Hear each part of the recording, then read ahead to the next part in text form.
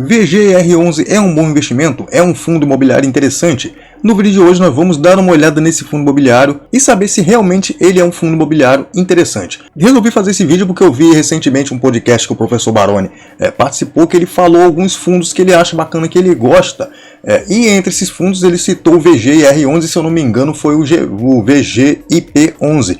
Ambos os fundos da Valora, ele disse que são fundos que ele acha interessantes. E tem muito tempo que eu gravei um vídeo também falando do VGR11, então resolvi dar uma atualizada, ver como é que está esse fundo mais de um ano depois desse vídeo que eu fiz. Vamos lá, vamos conferir um pouco algumas informações desse fundo, depois a gente entra no relatório para se aprofundar um pouco mais e saber como é que está a situação dele hoje. Lembrando, isso não é nenhuma recomendação nem de compra, nem de venda desse ativo de renda variável, desse fundo imobiliário. A gente só vai dar uma olhada, conhecer um pouquinho desse fundo, entrar no relatório e ver umas informações aí bem bacana. Se você tem esse fundo em carteira, já aproveita, deixa nos comentários aí quantas cotas você tem, quanto você está recebendo em dividendo dele, e aproveita, se inscreve no canal, para não perder mais nenhum conteúdo como esse. Então, sem muita delonga e sem enrolação, já deixa eu entrar aqui na página do Investidor 10, que já está aberta, para a gente dar uma olhada no fundo imobiliário VGIR11, que é o fundo imobiliário de papel da Valora focado em CDI. Esse fundo segue o CDI, então o rendimento dele acompanha a taxa Selic, o rendimento da taxa Selic, então vamos lá, o fundo hoje está sendo cotado a R$ 9,90, já fechou o pregão agora, estou gravando 5h15 da tarde, o pregão fechou, esse foi o último preço dele que está aparecendo aqui no site do Investidor 10, ele está com dividend yield aí dos últimos 12 meses de 13,22%, exemplificando para vocês, se você tivesse investido R$1.000, por exemplo, no VGR11 12 meses atrás, hoje você teria recebido somente em dividendo aproximadamente R$ 132 na sua carteira de investimento, tá? Seria mais ou menos isso que ele teria rendido em dividendo, não estamos falando de valorização de cota. Nesse momento o fundo está com PVP de 1,01, ou seja, ele está sendo vendido acima do preço justo dele, porque o PVP para a gente mostra isso. Se o fundo está sendo negociado no preço justo, que seria 1, acima do preço justo, ou com ágio, que seria acima de 1, no caso aqui 1,01, pode ser 1,05, 1,03, acima de 1 ele já estaria acima do preço considerado justo. E abaixo do preço justo seria se ele estivesse abaixo de 1, 0,90, 0,95 e por aí vai. Para fundo de papel, o PVP serve para a gente saber se ele está caro ou não, dá para a gente ter uma base. Para fundo de tijolo já não funciona muito, tem outras formas de a gente saber se está barato ou não. A liquidez média diária do VGR11 hoje é de mais de 4 milhões de reais, uma liquidez bem alta, bem bacana. Liquidez, que é a facilidade de você conseguir comprar e vender cota desse fundo, então tem mais de 4 milhões de reais sendo negociados em cotas do VGR11 todos os dias, então é muito fácil você comprar com seus 200, 300, 500 reais que a gente vai aportar por mês, para quem é um pequeno investidor como eu, é muito fácil da gente entrar e sair dele.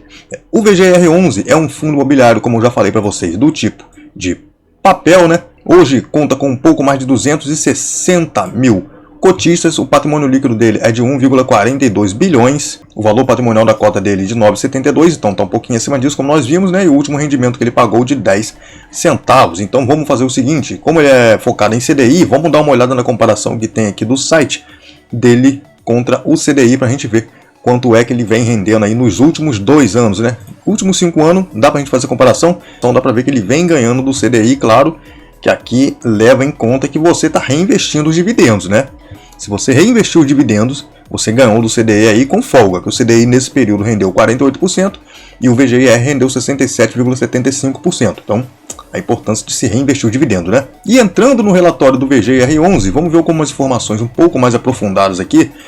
Esse fundo, olhando aqui na parte do lado aqui, que tem essas informações de taxa, então a gente pode ver que o fundo tem uma taxa de performance que eu acho meio complicado, uma taxa de 20% do que exceder o CDI, então de tudo que exceder o CDI, esse fundo vai receber, os gestores vão receber 20% como uma taxa de performance. A taxa de gestão dele até que é bem baixinha, 0,80% ao ano sobre o PL do fundo e uma taxa de administração de 0,20%. Então juntando tudo dá 1% de taxa de gestão e administração e ainda tem uma taxa de performance. Vindo para as informações básicas aqui, logo do início, a gente pode ver que o fundo tem 78,3% do seu patrimônio alocado em CRI, distribuído em 49 diferentes operações, porque só 78, se eu não me engano, ele passou recentemente por uma emissão de cotas, Como fala aqui, o fundo teve um aumento do seu patrimônio em 303,9 milhões no último mês de agosto, em consequência da liquidação da oferta referente à 8ª emissão de cotas do fundo. Então, pode ver então que ele passou por uma emissão agora no mês de agosto. Aqui vem falando um pouco de tudo que aconteceu ao longo do mês de agosto, que adquiriu um total de 58 milhões em CRIs, 7 operações, sendo que 6 já existentes na carteira do fundo, e o novo ativo foi o CRI Gafisa, olha só, com cupom de CDI mais 6% ao ano. Então, bem alta, é uma operação de um pouco mais de risco, né? Quando a gente vê o indexador mais uma taxa um pouco alta, como a gente está vendo aqui nesse caso, né? A gente pode saber que é uma operação um pouco mais arriscada. E aqui vem toda a informação de tudo que aconteceu, de tudo que eles compraram e tal. E aqui um pouco mais abaixo vem a informação do rendimento que o fundo pagou aí também no mês de agosto, referente ao mês de julho, né? Foi de 10 centavos por cota, equivale a uma rentabilidade de CDI mais 2% ao ano, com base no valor patrimonial da cota no final de julho.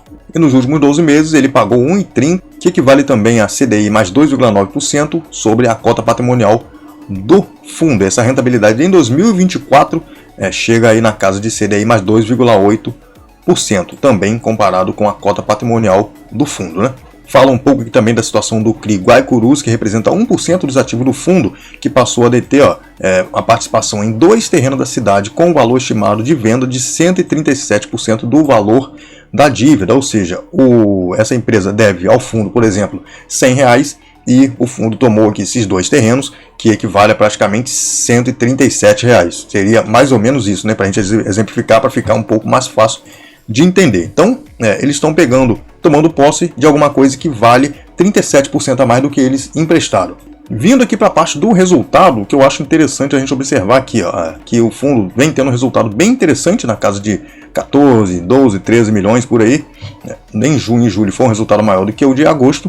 Aí tem a receita de CRIs, correção monetária, vem aqui CRIs, negociações de CRIs, outros ativos, e nas despesas a gente vê que a despesa vem sendo bem alta. Em junho a gente vê essa despesa maior aqui, se eu não me engano foi o mês que pagou a taxa de performance, né? Então por isso que a despesa foi bem alta nesse mês. A gente vê que acabou desgraçando aqui com o resultado do fundo, que foi menor do que o resultado distribuído. No mês de julho foi um resultado maior do que foi distribuído, a gente pode ver com a comparação. E em agosto foi um pouquinho menor, diferença bem pouca. Teve um resultado menor do que o que ele distribuiu, mas vem tendo um resultado interessante sim esse fundo. A gente vê que a despesa do fundo, se a gente fizer uma conta aqui, nesse mês de agosto, por exemplo, essa despesa representa um pouco mais de 10% do resultado. Tá numa faixa até aceitável, tá? Mas se fosse uma despesa menor, seria ainda melhor para a gente, né? Para quem é cotista. Eu falei a gente, mas eu não sou cotista desse fundo. Olhando a carteira do fundo, a gente vê que tem 3 ativos aqui logo de cara, que são praticamente aí 15% e são o mesmo CRI, ou na mesma empresa, vamos dizer assim, né? No segmento aí residencial, olha só que concentração, uma única empresa com 15% de concentração aqui na carteira do fundo. Então a gente tem que tomar muito cuidado com isso, a gente tem que ficar de olho em tudo o que vem acontecendo na carteira do fundo, porém é uma taxa até que moderada, CDI mais 3, não é uma taxa tão alta, não é uma operação de muito risco. Se fosse um CDI mais 4, como está aqui, 4,75, CDI mais 6, aí já era uma operação mais arriscada, então a gente poderia ficar um pouco mais cauteloso se fossem umas taxas mais altas. Porém, são taxas tranquilas, é uma operação um pouco mais, não tão high yield, né? Tá mais ali no middle risk, vamos dizer assim, né? Mas a concentração é alta, né? Para que 15% numa única empresa? Para que uma única empresa representar 15% aqui da carteira do fundo? Sem necessidade, né? Mas quem tem cota do fundo tem que estar sempre acompanhando isso daí. Falando um pouco do foco da gestão, como está aqui, é trabalhar com a maior alocação possível em CRI, minimização da posição de caixa aumenta a eficácia do fundo, com certeza, né? Estando todo o dinheiro alocado é melhor, o resultado do fundo vem maior, e ao mesmo tempo mantendo posições em CRIs com boa liquidez, o que nos permite aproveitar eventuais oportunidades de mercado. E a alocação do fundo a gente vê que ele é 100% alocado em CDI, como eu falei no começo, né? Um fundo que tem foco em CDI. Porém, eles destacam aqui que de qualquer forma a gestão sempre está aberta à oportunidade de investimento que possui indexador ligados à inflação. Então, se tiver oportunidade também, eles podem sim fazer uma alocação em IPCA. E entre os segmentos onde o fundo aloca o dinheiro aqui, a gente pode ver que são CRIs do segmento principalmente que é residencial, 74%, escritórios, 10,6%, 5,7% aqui é pulverizado, BTS, que é o Build to Suite, né, 5,9%, em shoppings, 3,5%. E um pouco mais abaixo a gente consegue ver a rentabilidade do fundo equivalente em CDI mais um cupom anual das distribuições mensais calculado sobre o valor de mercado da cota no último dia de cada mês. Então a gente vê que cada mês ele vem rendendo de uma forma bem interessante, ó, CDI mais 3, CDI mais 2,3, CDI mais 2,83, então um rendimento sempre acima do CDI, ou seja, a gestão está levando taxa de performance direto, né? E um pouco mais abaixo a gente pode ver os ativos de uma forma mais detalhada. O que é que está acontecendo aqui em cada operação, taxas, vencimento, tipo de oferta e um pouco mais de detalhes aqui de cada um dos CRIs. Para quem quiser entrar aí, fica à vontade para ler o que você achar mais interessante, que você achar necessário aqui no relatório, que é importante da gente ler, né? Quem tem cota dos fundos tem que entrar no relatório e pelo menos essa primeira parte aqui logo em cima, onde o gestor traz as principais informações, a gente tem que estar sempre acompanhando. Isso aqui é fundamental. Então tá aí, fundo segue trazendo bons resultados, fundo aí alocado totalmente em CDI, como a gente já viu também um ano atrás quando eu fiz outro vídeo, né? É um fundo que o professor Baroni disse que ele acha interessante, então eu resolvi trazer esse vídeo para vocês e mostrar um pouquinho do fundo, que é um fundo realmente bacana. Tem as taxas, né, que a Valora sempre traz, não tem jeito, a Valora é a rainha das taxas, vamos dizer aí. Todos os fundos dela têm taxa de performance alta, tem essas paradas aí, a gente tem que estar sempre acompanhando e saber o que é que cabe e o que não cabe na nossa carteira. Fundo é esse, espero que vocês tenham gostado. O vídeo vai ficando por aqui, valeu, é nóis, fui!